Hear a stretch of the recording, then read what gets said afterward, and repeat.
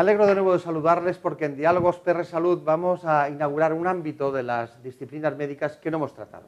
Me refiero a la traumatología y ortopedia. No es un asunto menor, por cierto, entendiendo lo que ocurre cada día en España con muchas personas que tienen esguinces o fracturas.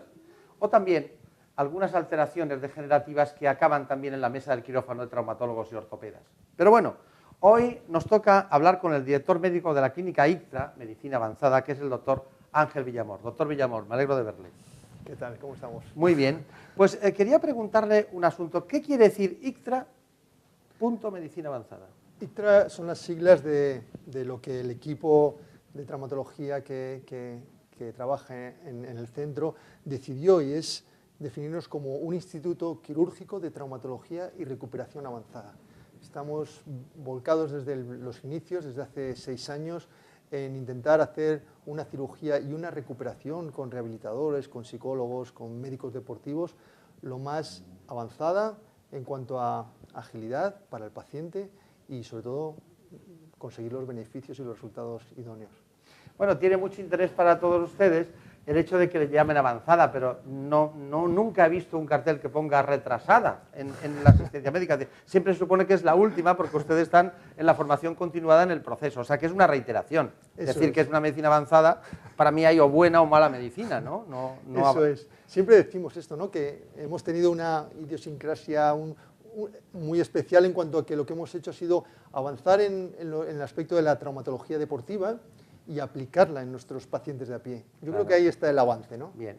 Le voy a hacer una batería de preguntas cortas, concisas y concretas, también las respuestas espero, pero después. Antes vamos a la profundidad de un asunto. Las caderas. Tenemos dos. Hay dos cótilos. Está la protrusión que provoca lo que es toda la entrada del fémur en la cadera y constituye una articulación sublime, ¿no? En todos los sentidos.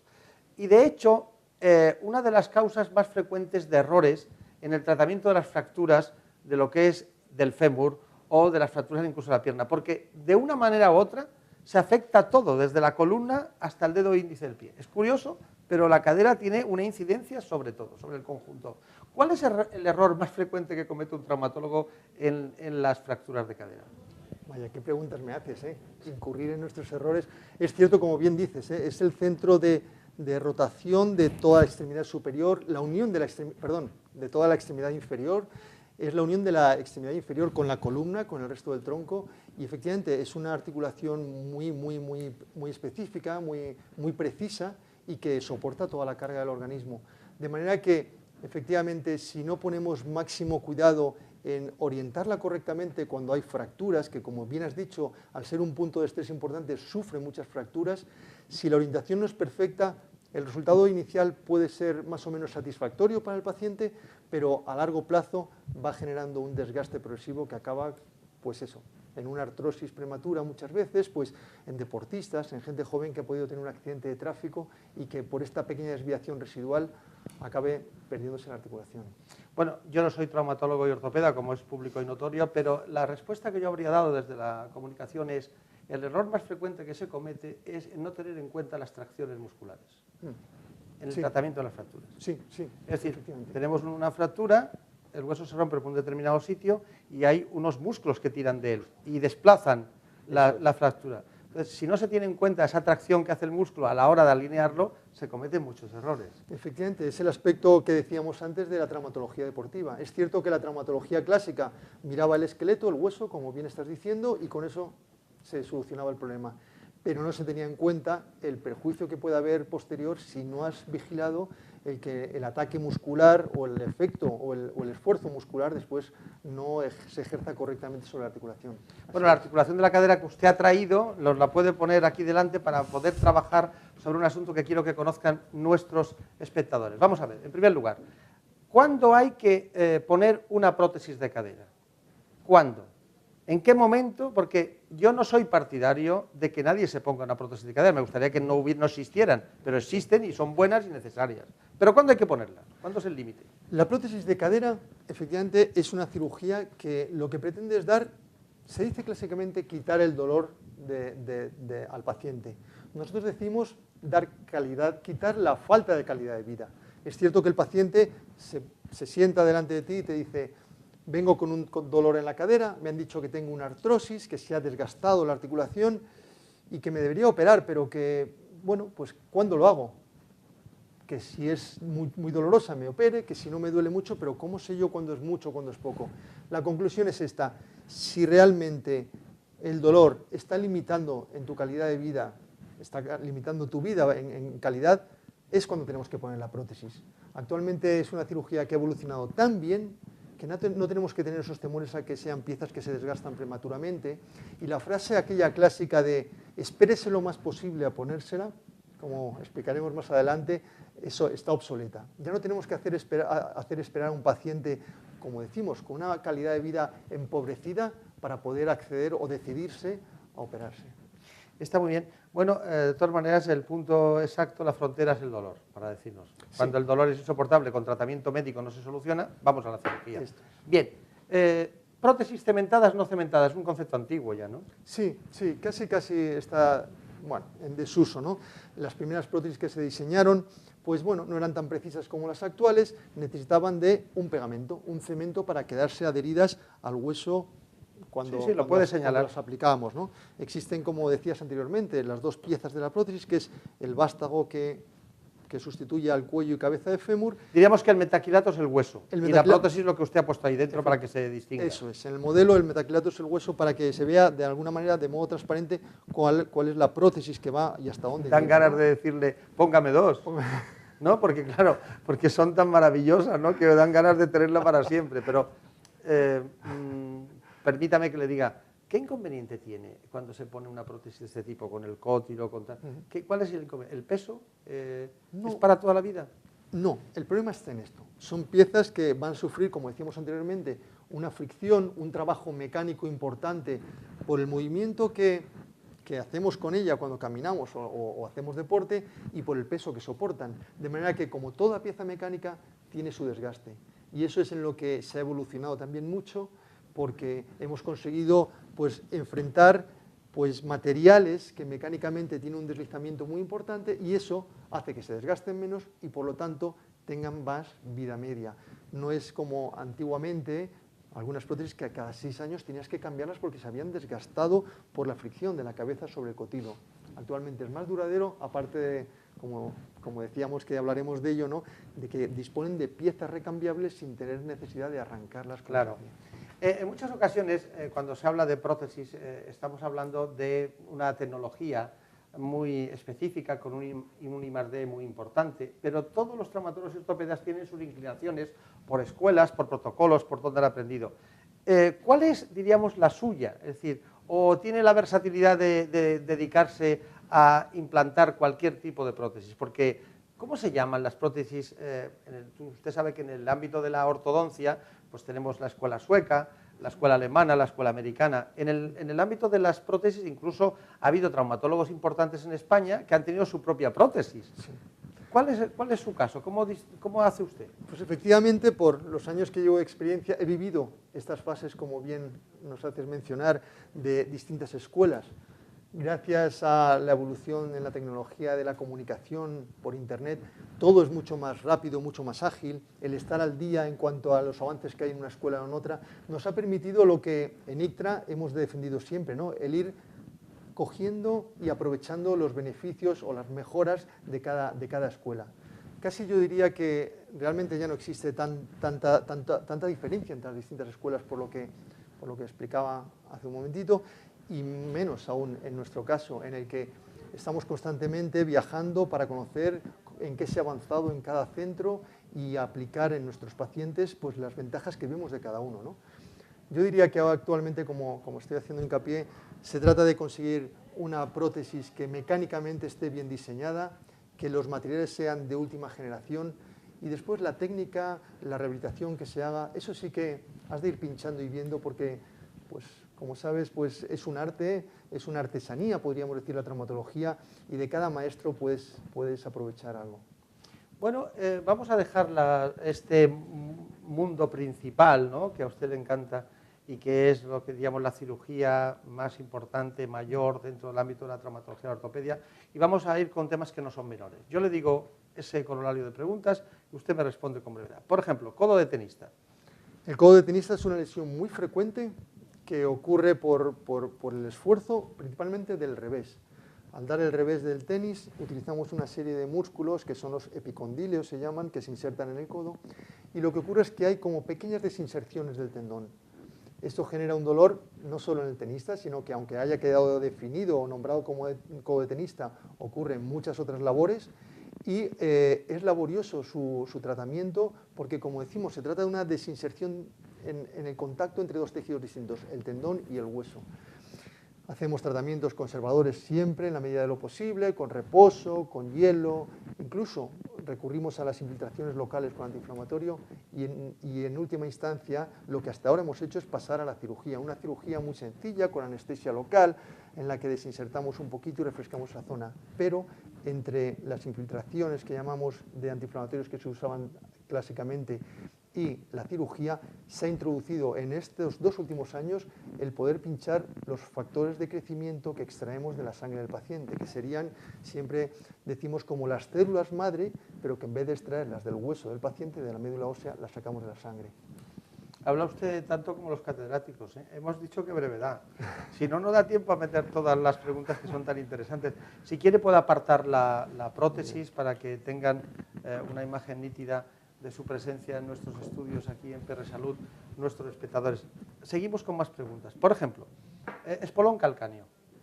El espolón calcáneo también se trata de una patología que es muy frecuente y que supone una irritación de un tendón que se llama la fascia plantar, que sería como el arco, la cuerda que sujeta el arco que supone el pie en el apoyo.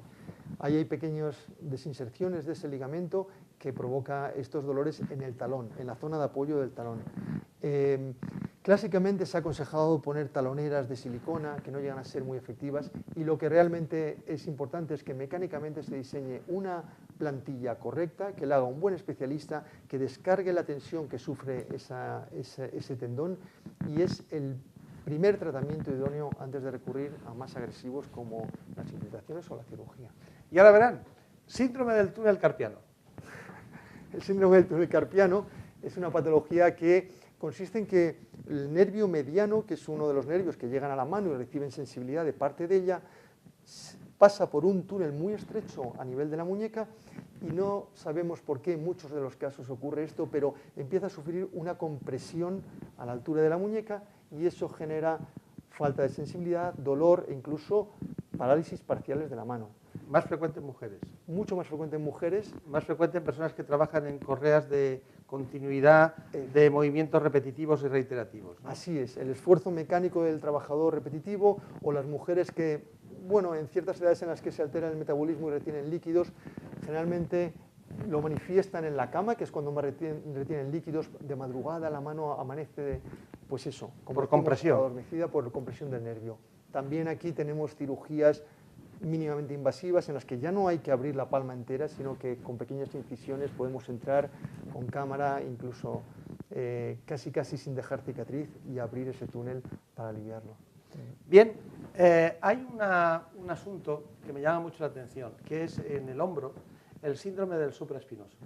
¿En qué consiste?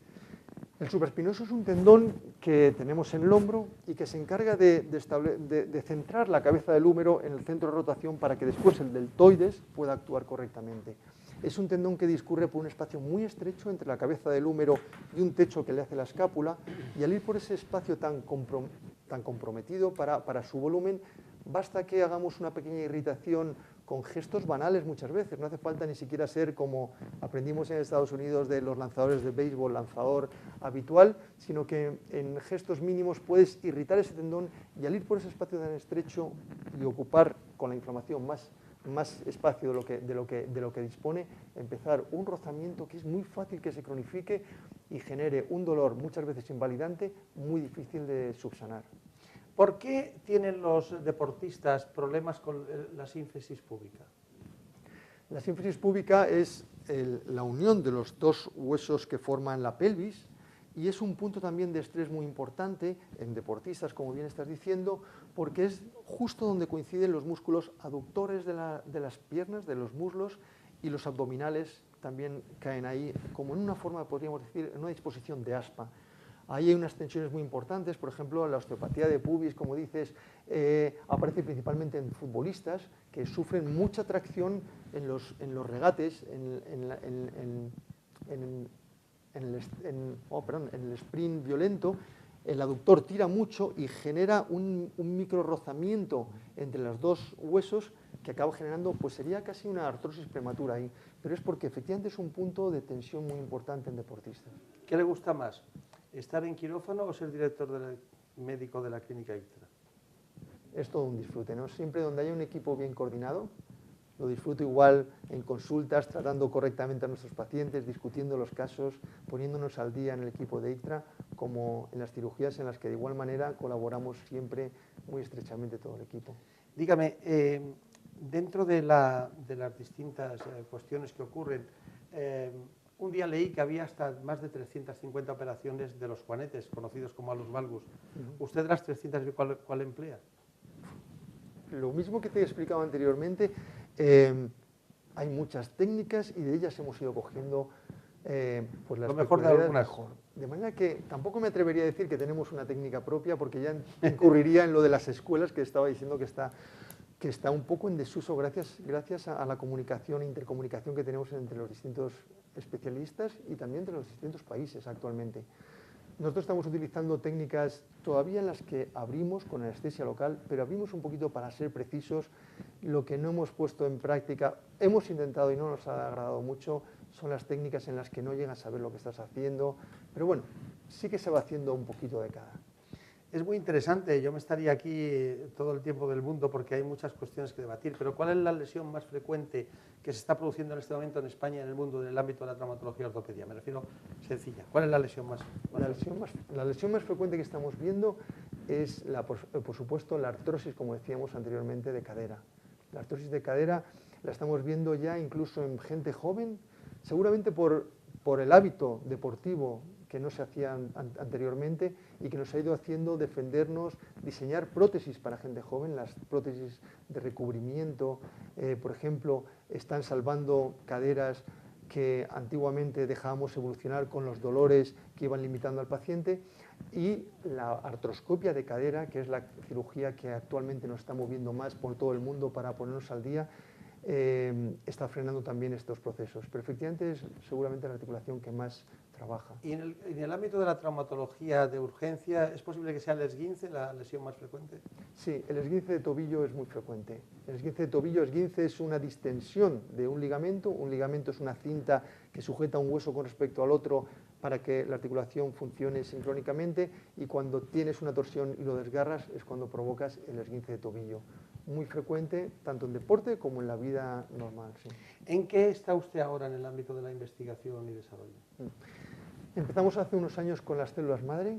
Estamos muy satisfechos con los resultados que estamos consiguiendo para consolidar fracturas que no son capaces de consolidar por sí solas. Estamos ahorrando muchas cirugías que teníamos que hacer para reparar tejidos que actualmente con una simple inyección de células madre podemos resolver.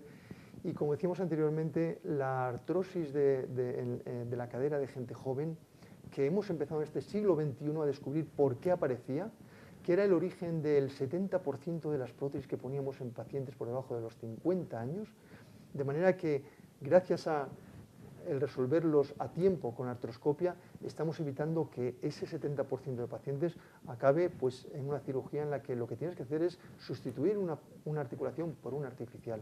Estamos consiguiendo que esa articulación dure de por vida en el paciente, sin permitir ni que pase unos años de muchos dolores hasta llegar a la prótesis, ni de limitaciones de la prótesis en adelante. Claro.